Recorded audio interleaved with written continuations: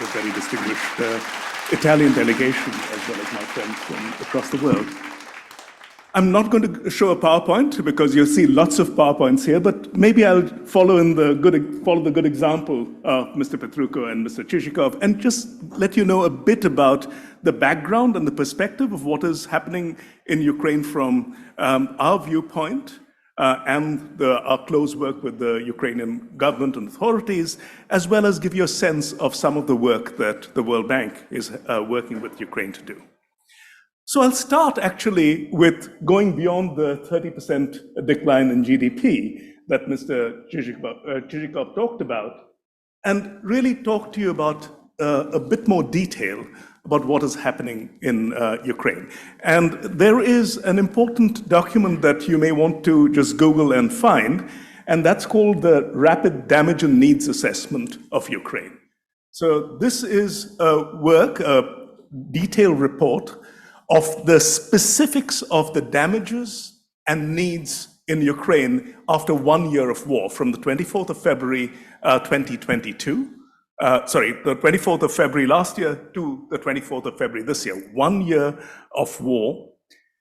And this work was done by World Bank experts together in close cooperation with the government of Ukraine and also with the collaboration of the European Commission and the United Nations. And the numbers, and this is important to get some perspective, are staggering if you think about it.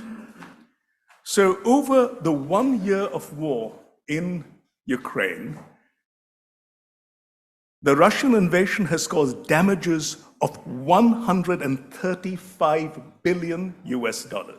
These are damages, which means this is actually the destruction of the infrastructure and capital, 135 billion. Now, when you look at damages, that's priced at the original cost of this infrastructure. Then we translate that into what's called needs, which is what would Ukraine need to rebuild that infrastructure to modern standards, but also to make sure that there is economic revival. And that number is even more staggering. After 1 year of war, the needs that Ukraine has to rebuild itself is $411 billion US. 411 billion, that is 2.5 times, 2.6 times the current GDP of Ukraine. For this session, it is important to also underline that the single largest sector that has the biggest needs is actually the infrastructure sectors. Of the 411 billion number, over 1/5, 22% is transport, just transport, the single largest sector. Housing is the next biggest at 17%, and energy is about 11% of the total. So these are the needs that Ukraine has. Now, these are not needs that will be met immediately over the next 1 year or 2 years. These are needs that will take over a decade to fulfill. But Ukraine has already begun right now in addressing these needs, and we and other partners here are very proud to be able to help. So from the World Bank side, what are we doing to help meet some of these needs? Right now, the focus of Ukraine and the focus of the partners of Ukraine is not to do the big reconstruction, because of course the invasion is still ongoing, the war is still ongoing, but really to do urgent repairs and critical repairs to the infrastructure so that Ukraine can continue, as Mr. Chichikov said, continue being the vibrant, positive economy that it is. So from the World Bank side, we have several projects that we call framework projects. And what framework projects are is an attempt to actually totally identify and projectize a large amount of resources that can be absorbed in Ukraine over the next 2 years. And these projects are not all funded yet, but we essentially fund them as they come, and they're ready for anyone to come in, and if the money is there, to come in and utilize. And these, again, as I said, are fully operational and projectized. We have 3 ongoing projects, and there are more to come. The first, of course, is in transport. Again, the topic of this sector, it's a project called Relink, repairing essential logistics infrastructure and network connectivity, pardon me. So the Relink project focuses on road transport and rail transport and repairing, making essential repairs there.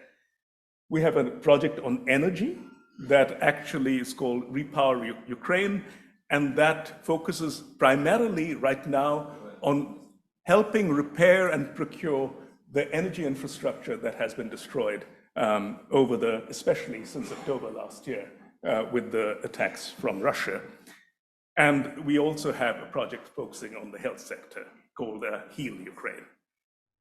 Now, what is the size of these projects? Again, to give you a sense, the appraised value of the transport project is $585 million, and the energy and health projects are sized at $500 million each.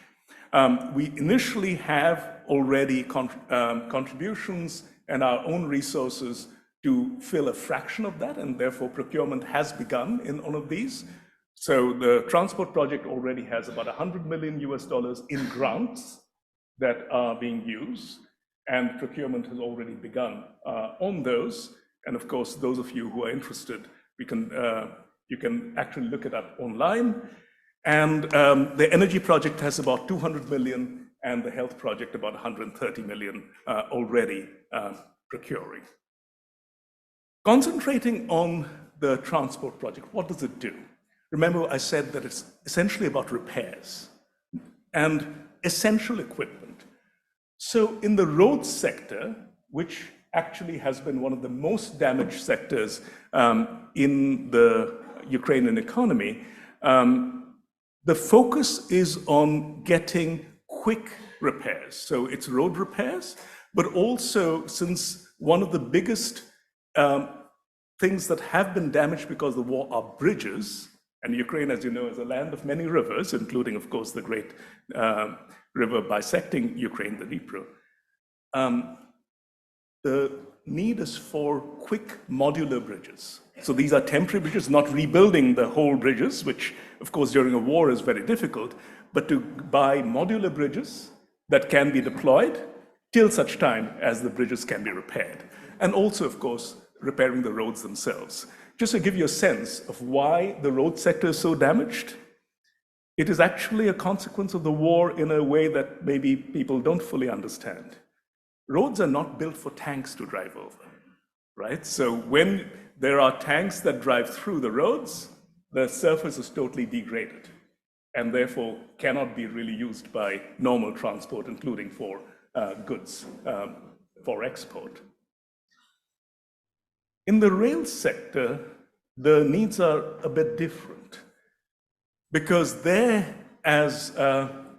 Chizhikov pointed out, the whole flow of Ukraine's exports, the direction has changed. In the old days, the biggest way of going out for goods to flow out was, of course, through the Black Sea, Odessa, and road and rail transportation focus much more on the former Soviet countries. That was the direction. The direction towards Europe was relatively undeveloped. And again, because Ukraine actually only really, for the most part, exported raw materials, there were specialized rail carriages, rail bogies for grain, for iron ore, and so on. Right now, the pattern has changed, including because one of the things that should be mentioned is Ukraine's future European perspective. Ukraine is a candidate country for the EU. We hope that there will be actually opening of pre-accession talks sometime soon.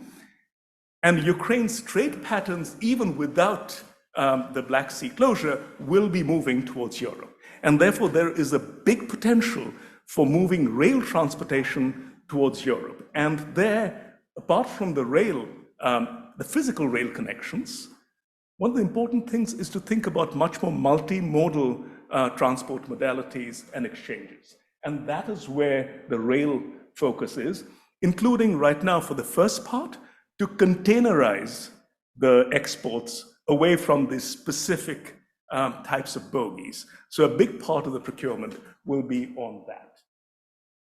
I don't want to take up too much time, so let me close by giving you a sense of where we are with these projects. So procurement on the transport project, as I said, has begun. So there is about a quarter, so $24 million US worth of procurement that has opened right now on equipment and materials for the road network, especially the modular bridges. So the procurement documents are fully available right now.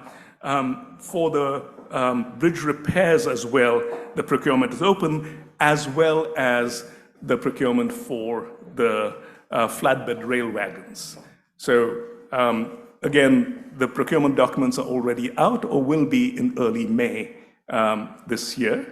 And certainly it would be fantastic if Italian companies were able to also participate in this. Let me close perhaps in underlining the challenges, but also opportunities that is there. Right now, Ukraine, of course, is a country where there are facing great challenges, but really facing them bravely and with a very, very strong forward perspective. So we at the World Bank are very proud to partner with Ukraine. But what will be needed for Ukraine is a lot of really deep partnerships of the sort that Mr. Chizhikov talked about. And this will be financial partnerships, but also, given the staggering numbers, will also be a need for companies as well as governments across the world, but especially in Europe, to help Ukraine both design and absorb the resources and to make sure that these resources, in terms of money, but also in terms of expertise, is available. And with that, and with Ukraine's European perspective, I think this is an opportunity that we just cannot afford to ignore. Thank you for your attention, and Slava Ukraini. Let me give you a sense of what EBRD is doing to contribute to that. First of all, EBRD has been present in the country for 30 years now. We have invested about 18 billion euros in the country, out of which 2.4 billion euros in the transport sector. We have 100 people on the ground. Unfortunately, many of them have been evacuated due to the conflict, but we are stand ready to resume operations physically on the ground as soon as possible. But in the meanwhile, we operate out of Warsaw and London. Since the beginning of the Russian aggression, we have taken a view that we had to contribute to the support of the real economy in the country, and we have pledged to invest 3 billion euros over 2 years there. And out of that, we have invested already 1.7 billion euros last year, and we have mobilized another 200 million euros from the financial sector. And we have done that on 5 areas of priority. The first one is energy security, where we have put at work about 1 billion euros with the likes of Ukrenergo, the power TSO, and Naftogaz, the gas operator. But also we have very much focused on what we call vital infrastructure, and in particular transport infrastructure, where we focus on supporting Ukrzaliznytsia, the railway company, last year with a package of 150 million euros. And then we have, of course, supported the private sector with the food security, the private sector more in general, and trade with finance there. This year, we will maintain these kind of priorities along these 5 areas, but we will shift our focus from provision of liquidity to urgent repairs, as I think Arup has also alluded. This will be done in the transport sector in close coordination with the other IFIs, but also in partnership in a synergetic fashion and in a complementary fashion with the activity of the EU under the Solidarity Lane initiative, which is an initiative which is basically designed to enhance the resilience of the logistic infrastructure in Europe, exactly due to the vulnerability of the corridors through the Black Sea. So we took a very holistic approach to that. We will work in Ukraine, but we will also work cross-border between Ukraine and its Western European partners.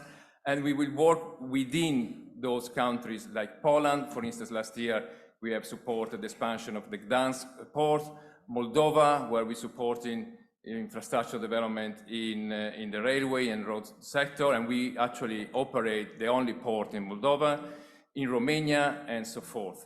In Ukraine, this year, we plan immediately to invest 200 million euros with Ukrzaliznytsia, and we hope to sign the transaction in about a month. We were in Kiev last week, and we discussed this with Deputy Prime Minister Kubrakov, and we are determined to bring this project to conclusion, and that will be dedicated to emergency repairs and liquidity. But also, we have a project with Ukraftodor, well, the reincarnation of Ukraftodor that, as you know, now is called the Agency for Reconstruction, for the rehabilitation of two roads there, one from Lviv to Rawaruska, to the Polish border, and the other one from Lviv to Szczegini, again on the Polish border. This again to reinforce the overall infrastructure of the logistics in the country and between Ukraine and Poland. But we also looking at private sector investments in the country. There are a number of companies at the intersection between agribusiness and the logistics sector that are investing in silos, in warehouse facilities and so forth, within Ukraine, but also in other countries like the Slovak Republic, that we are supporting with our private sector investments. And together with our partners with the IFC, we have done that in the past before the conflict, and we will do that also in the future. We are working on setting up PPP structures for ports. Together with IFC, we have done it with Olvia and Kherson before the conflict, and we are about to start again working on the Chernomorsk port going forward. I will leave it at that, and I will pass the floor to Mark that will be a little bit more detail on what we do in terms of procurement. Mark, over to you. Thank you, Matteo.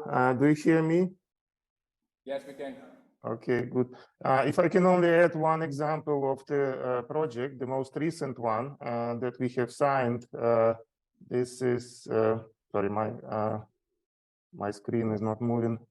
This is Khmelnytsky trolleybus project that we have signed last week with the city of Khmelnytsky, and this is a great example of resilience of the Ukrainian economy and Ukrainian people.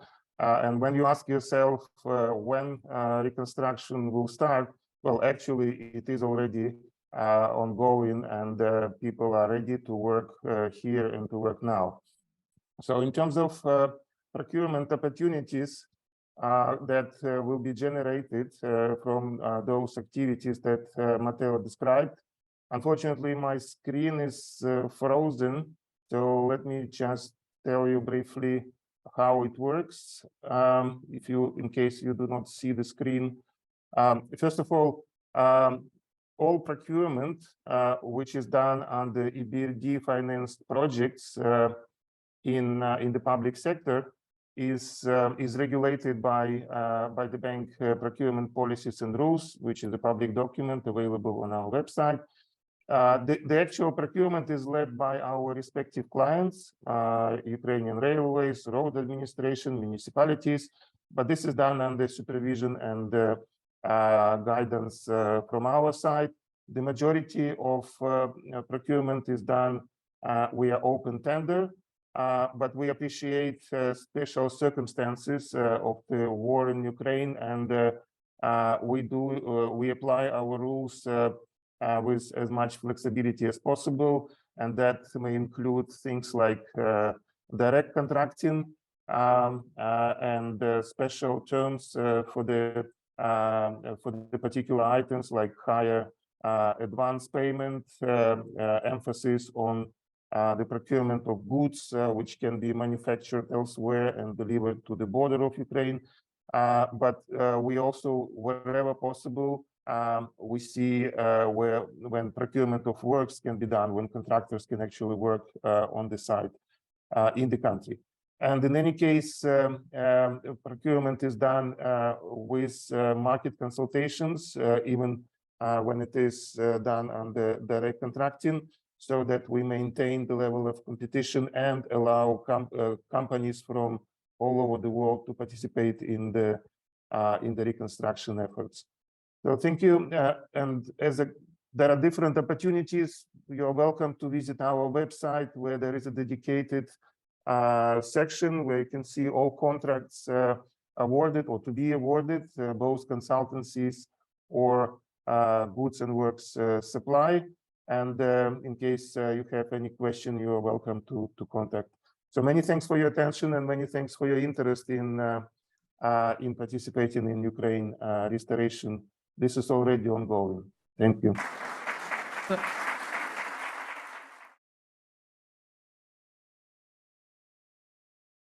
EIB was the first IFI who provided the so-called urgent financial assistance in March 2022, just 1 month after the war started, an aggression started by the Russian Federation in Ukraine.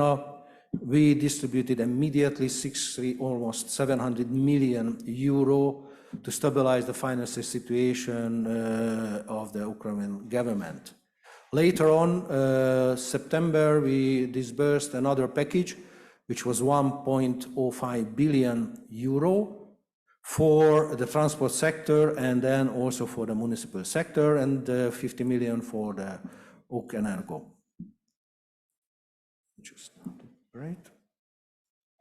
Yeah. Additionally, we also raised the humanitarian funds, 2.5 million for the IDPs within the country, and also on the border crossing to assist the NGOs supporting the flow of people to the European countries. EIB operating in Ukraine since 2007, and we succeed in 2021 more than 7.2 billion loan to Ukraine.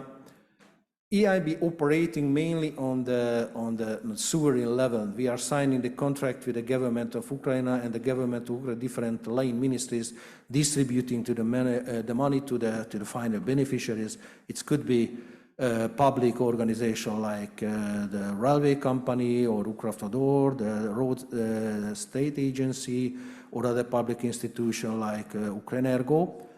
And we are providing this money based on the so-called EU external lending mandate, which is providing the EIB political guarantee to all loans. That's why we can offer to the Ukrainian state one of the most favorable loan conditions for long majority, and then before the war and before the crisis started, it was around 4.5% per annum.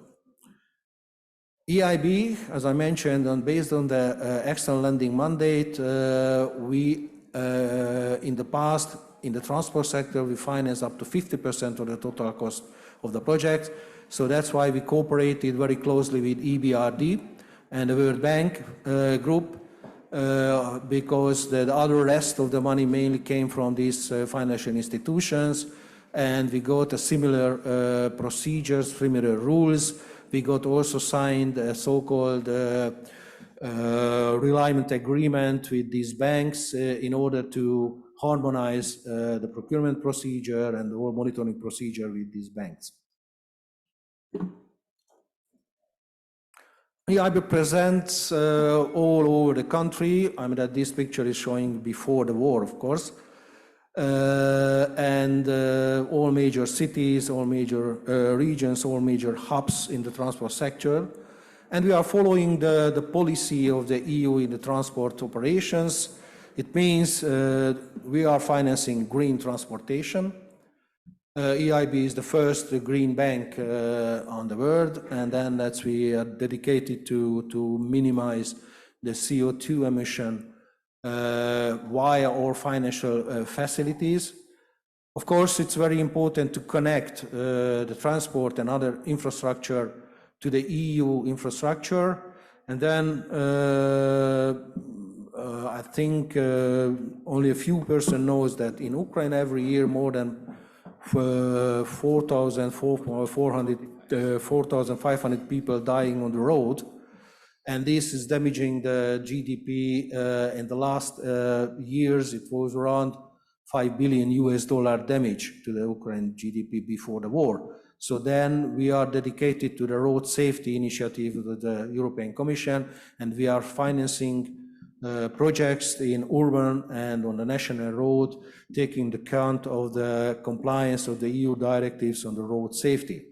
And of course, digitalization, it is most important for the operation of the transport sector, for the management of the transport sector, and also for the users of the transport sector to have a most efficient way in using the infrastructure of the transport. The portfolio of the transport in Ukraine, you see that the largest part is the road. We have more than 1.2 billion signed contracts in the road sectors.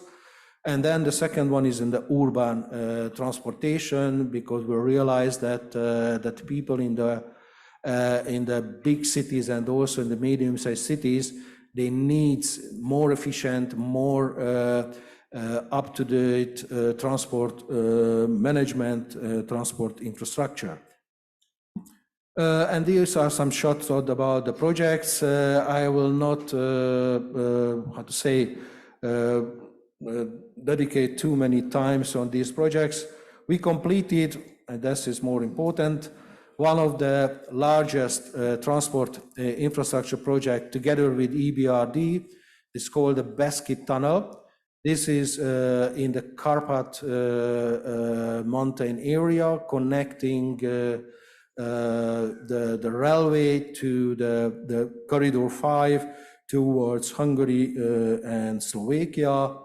Just history. The previous tunnel was inaugurated by Franz Josef Kaiser of the Hungarian Austrian monarch in 1872. So that's you see that this project developed the bottleneck of this very important road. Yeah, in the public sector, you see that we are completed also several projects in Lutsk and also in Sumy, and then we are financing under the urban public transport project 1 and 2 together with EBRD the renovation and reconstruction of the infrastructure and the rolling stock and the management of the urban public transports. And this is a route project, some kind of snapshot on the operation around the Kiev area. So you can see on the website how the EIB is supporting Ukraine, and you can follow also the updated. The good news for all investors in Ukraine that the EIB board last month approved 1 billion new loan facilities for Ukraine on their own risk. So we are following the EBRD approach that EIB also now going to finance infrastructure and renovation projects on the basis of the capital risk of the bank. And then is dedicated with 100 million technical assistance to prepare, to implement, and then monitoring of the projects. Thanks very much for your attention. If you have any question, I'm pleased to answer your questions.